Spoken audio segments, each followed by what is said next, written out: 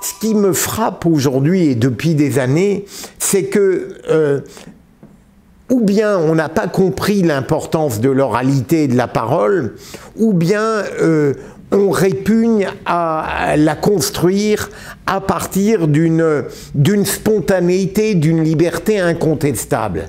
Pour ma part, j'ai toujours considéré que il était anormal que pour tous les milieux, et même composé de gens majoritairement brillants, on ne peut pas dire que l'univers politique, même si on le discute, soit totalement médiocre. J'ai toujours trouvé discutable cette propension de plus en plus éclatante à interposer entre soi et la parole un papier, un exercice de mémoire, la lecture d'un tableau. Et au fond, j'ai été frappé de voir que c'est moi qui proposais une nouvelle manière de parler, c'est-à-dire de parler en même temps qu'on élabore sa pensée durant 5, 10 minutes, une demi-heure, une heure, qui était presque obligé de justifier la formation que je proposais, alors qu'elle me semblait évidemment plus naturelle et légitime que toutes les autres qui se contentaient de lire.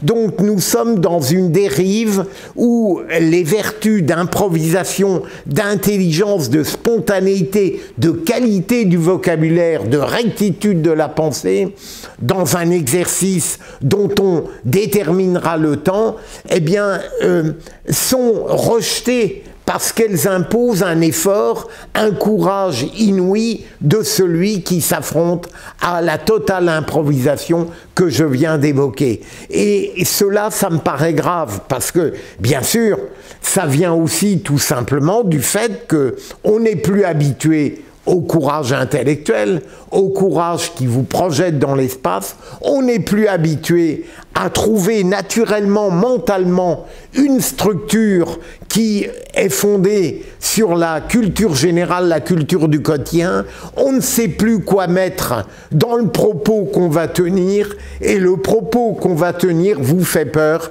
parce qu'on n'a plus le langage et le vocabulaire pour l'assumer. Donc on va doucement vers une forme de délitement.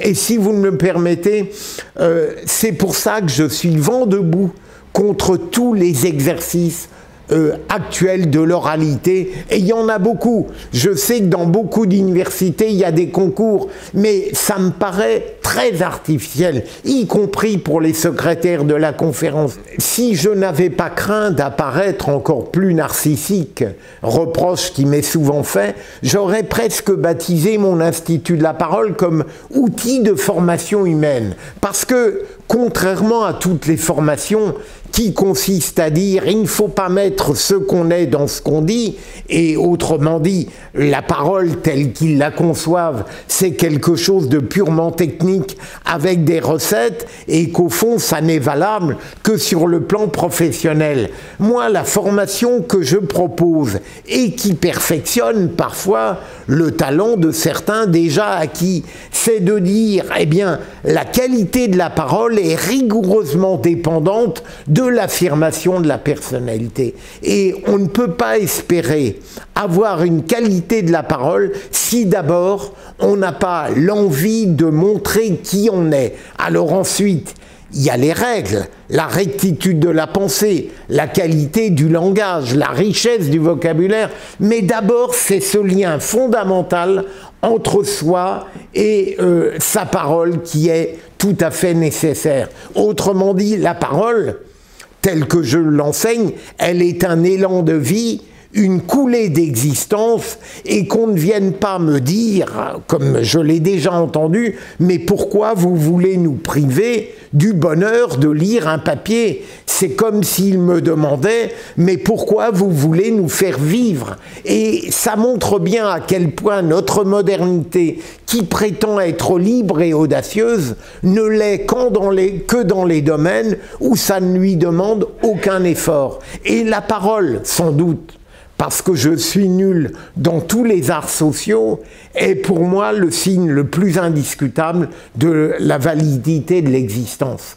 Et il est clair que si je parvenais à faire comprendre aux politiques, aux intellectuels, aux chefs d'entreprise, même aux avocats, aux magistrats bien sûr, aux journalistes, à quel point ça n'est pas honteux d'admettre que sa parole est imparfaite, eh bien j'en serais ravi.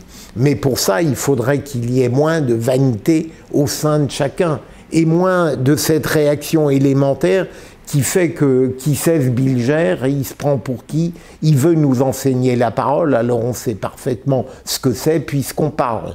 Et il faut que je puisse les mettre au pied du mur de l'exercice, si j'ose dire, pour qu'ils comprennent tout à coup à quel point, même eux, ils ne savent pas le faire, ou médiocrement. Donc il s'agit de leur enseigner l'humilité? L'humilité et en même temps la liberté, quoi. C'est-à-dire que leur faire comprendre que ce qu'ils apprendront au perfectionnement avec moi, c'est quelque chose qui sera valable, y compris sur le plan professionnel, dans toutes les séquences de leur vie, quel que soit le paysage qu'ils auront à affronter. Et il faut bien voir, alors, ils ne le comprennent pas parce qu'évidemment, ils n'ont pas cette conception de la parole, à quel point ils se libéreraient, à quel point le rapport avec eux-mêmes serait pacifié, tranquillisé, normalisé, si, ayant ce rapport tranquille avec eux-mêmes, avec la parole, eh bien, ils transmettraient aisément cette parole à autrui.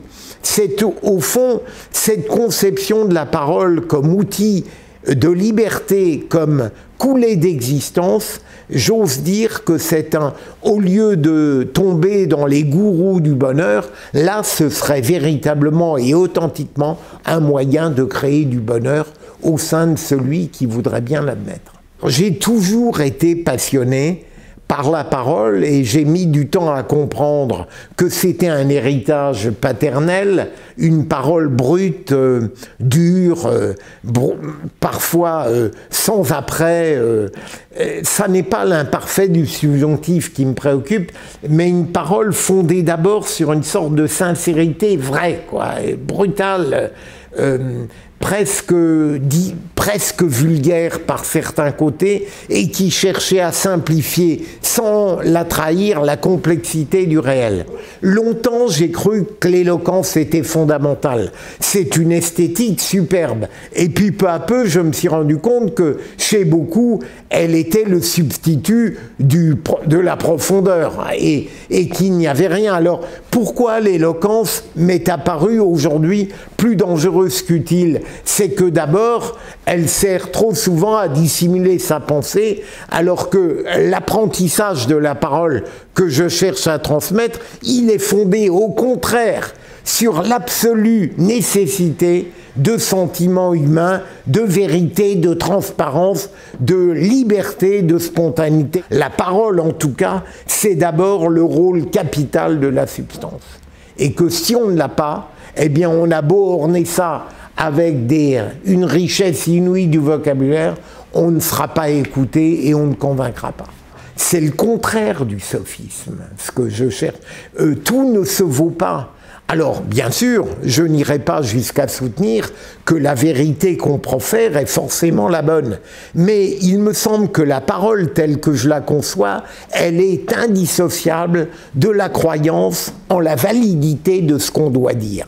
Je me souviens d'une émission avec Jean-Pierre, avec Gisbert, où j'étais à côté de Bernard Tapie, en face de 3 philosophes. J'expliquais ce qu'était l'Institut de la parole et Mazarine Mitterrand n'avait rigoureusement rien compris puisqu'elle avait dit « au fond, c'est le sophisme tel qu'on l'enseignait ». C'est absolument le contraire. Ça ne veut pas dire qu'il faut écarter toute figure de style. On a le droit d'être habile, mais ça n'est absolument pas fondé sur l'argumentation et le byzantinisme de l'esprit et du langage. C'est le contraire. C'est dans l'authenticité de la force qui s'avance vers l'autre qu'est, à mon avis, la justesse d'une parole exemplaire.